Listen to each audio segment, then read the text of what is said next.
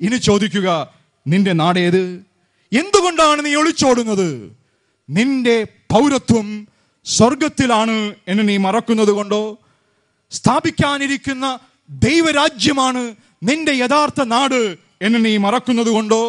ഉണ്ടെനിക്കൊരു ശാശ്വത നാട് എന്ന് അനേകം ഗാനങ്ങളിലൂടെ നാം പാടുമ്പോഴും സുവിശേഷത്തിന്റെ വയലേലകളിലേക്ക് നമ്മെ വിളിക്കുമ്പോൾ, അവിടെയുള്ള പ്രവർത്തന പന്ഥാവുകളിലേക്ക് നമ്മെ വിളിക്കുമ്പോൾ, പിടയുന്ന ഹൃദയങ്ങളുടെ നൊമ്പരമൊപ്പുവാനായി നമ്മെ വിളിക്കുമ്പോൾ, എന്തേ നമുക്ക് നാള് ലഭിക്കുന്നില്ല?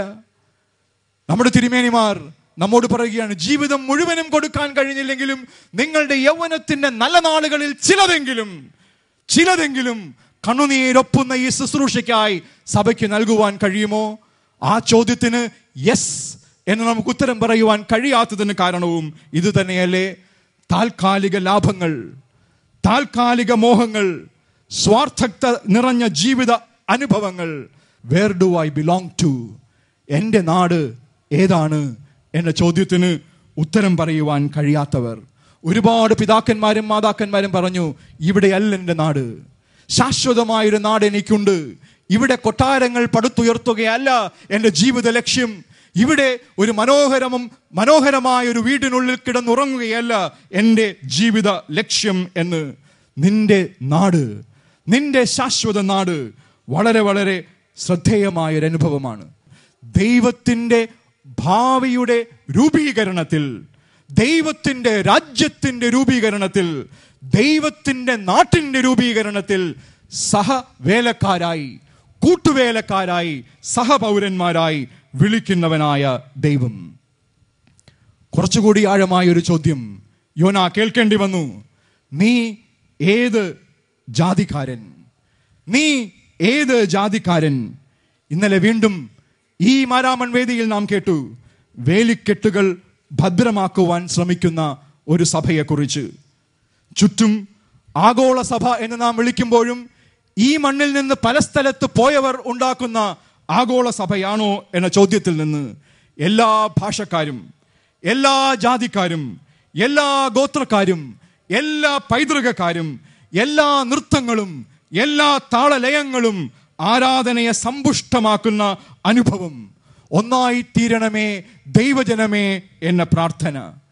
ഇന്നും ജാതീയത തീർത്ത അതിർവരമ്പുകൾക്കുള്ളിൽ ജാതീയതയുടെ അടിമകളായി, ജാതീയതയുടെ ചട്ടക്കൂടിൽ നിന്നുകൊണ്ട് ഞാൻ ഈ ജാതിക്കാരൻ എന്ന് പറയുന്നവൻ അവനിലെ ക്രിസ്തുവിനെ കാണുവാൻ കഴിയാതിരിക്കുന്ന പശ്ചാത്തലത്തിലാണ് ഇവിടെ വളരെ ശ്രദ്ധേയമായ ഈ ചോദ്യം നാം കേൾക്കേണ്ടത്.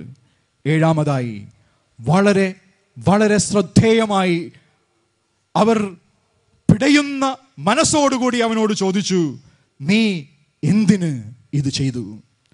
ദൈവത്തിന് നിന്നെക്കുറിച്ച് വലിയ സ്വപ്നങ്ങൾ ഉണ്ടായിരുന്നെങ്കിൽ നീ എന്തിനൊളിച്ചോടി? ദൈവത്തിന് നിന്നെക്കുറിച്ച് വലിയ പദ്ധതികൾ ഉണ്ടായിരുന്നെങ്കിൽ നീ എന്തിന് ഒളിച്ചോടി? ദൈവത്തിൽ നിന്ന് നീ എന്തിന് അകന്നുപോയി? നീ എന്തിന് ഇത് ചെയ്തു? ഒരുപാട് പേർ ഈ ചോദ്യം നമ്മോട് ചോദിക്കുന്നുണ്ട്.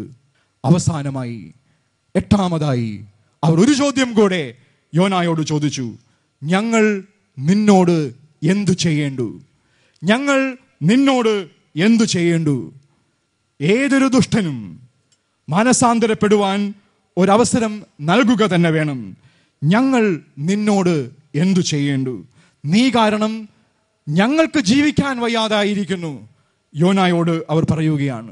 ഒരുപാട് ഭാര്യമാർ ഭർത്താക്കന്മാരെ വിരൽ ചൂണ്ടി പറയുക, ഞങ്ങൾ എന്തു ചെയ്യാൻ? നിങ്ങൾ കാരണം ജീവിക്കാൻ വയ്യാതായിരിക്കുന്നു. ഒരുപാട് ഭർത്താക്കന്മാർ ഭാര്യമാരെ വിരൽ ചൂണ്ടി പറയുന്നു. ഒരുപാട് മക്കൾ അപ്പനമ്മമാരെ വിരൽ ചൂണ്ടി പറയുന്നു. ഒരുപാട് അയൽക്കാർ അയൽക്കാരെ വിരൽ ചൂണ്ടി പറയുന്നു.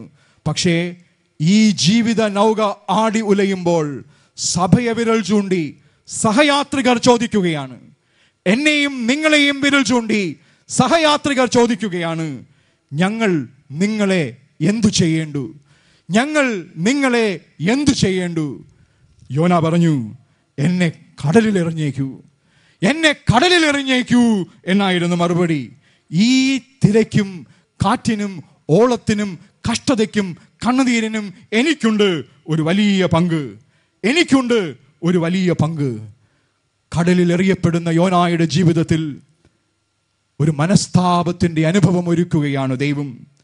യോന പ്രാർത്ഥിക്കുകയാണ്, അയ്യം വിളിക്കുകയാണ്, നിലവിളിക്കുകയാണ്.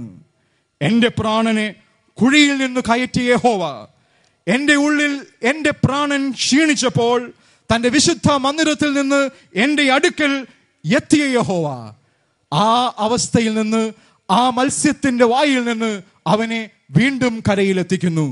രണ്ടാമതും യഹോവയുടെ ശബ്ദം അവനുണ്ടായത്. പ്രിയരെ, മനസ്താപത്തിന്റെ വീണ്ടും ഒരവസരം, മനസാന്തരത്തിന്റെ വീണ്ടും ഒരവസരം, തൻ്റെ ദർശനത്തെയും ദൗത്യത്തെയും ഉൾക്കൊള്ളുവാൻ വീണ്ടും ഒരവസരം ദൈവം യോനായ്ക്ക് നൽകി. ഒരുപക്ഷെ ഈ 8 ചോദ്യങ്ങളും സ്വയം ചോദിപ്പാൻ ദൈവം അവനെ സഹായിച്ചു. എന്നിട്ട് പറഞ്ഞു, വീണ്ടും പോവുക നിനവയിലേക്ക്. നാം ഇന്ന് ദൈവത്തിൻ്റെ സ്വപ്നങ്ങളിൽ നിന്ന് അകന്ന് ജീവിക്കുന്നവരെങ്കിൽ, ദൈവത്തിൻ്റെ പ്രതീക്ഷകളിൽ നിന്ന് ദൂരെ ജീവിക്കുന്നവരെങ്കിൽ, ഇവിടെ ഇതാ യോന നമുക്ക് നൽകുന്ന സുവിശേഷം വളരെ ലളിതം. നമ്മുടെ ദൈവം രണ്ടാം ഊഴങ്ങളുടെ ദൈവം, മൂന്നാം ഊഴങ്ങളുടെ ദൈവം. A God of second chances, a God of third chances.